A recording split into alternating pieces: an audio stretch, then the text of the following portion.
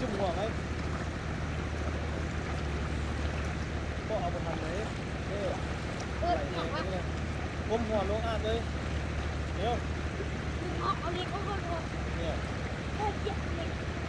นะยืดอ่านก็เอาไปทำเลยที่หัวไหม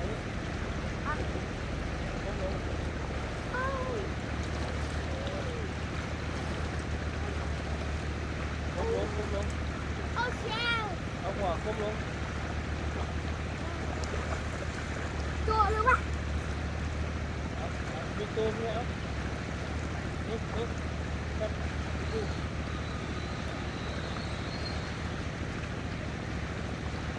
ยี่ห้อนี้เนี่ยเลือกนี้เข้าเอาหัวคุ้มลงเลยเดี๋ยวให้น้ำมันไหล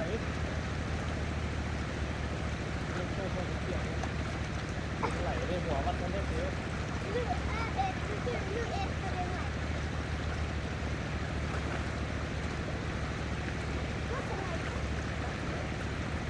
เอาขึ้นหัวกันไหมขึ้นเดินขึ้นหัวเดิน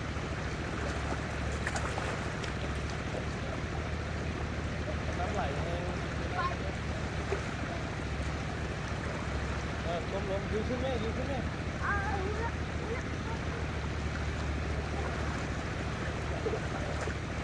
ก้มลงแม่กินน้ำใช่ก้มลงนี่นะไอ้เลยก้มลงครับ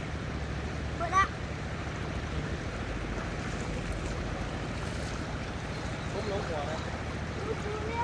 ก้มลงหัวเอาก้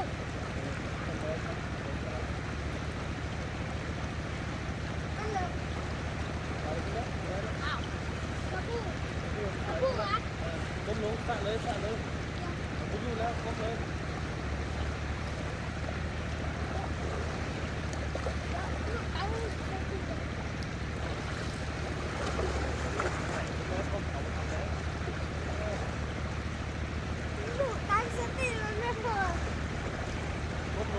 ก้มลงหัวนะ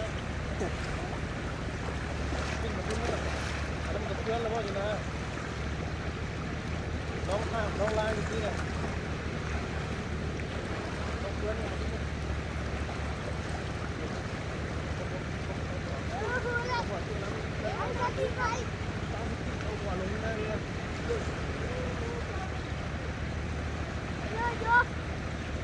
เอาหัวก้มลงนะก้มลงนะเตอร์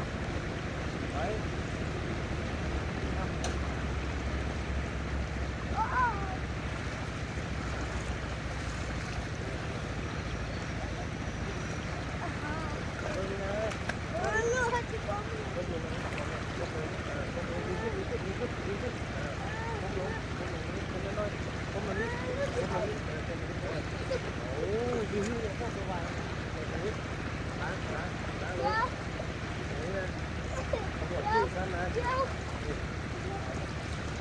จุน้ำนะเอาหูมันจะ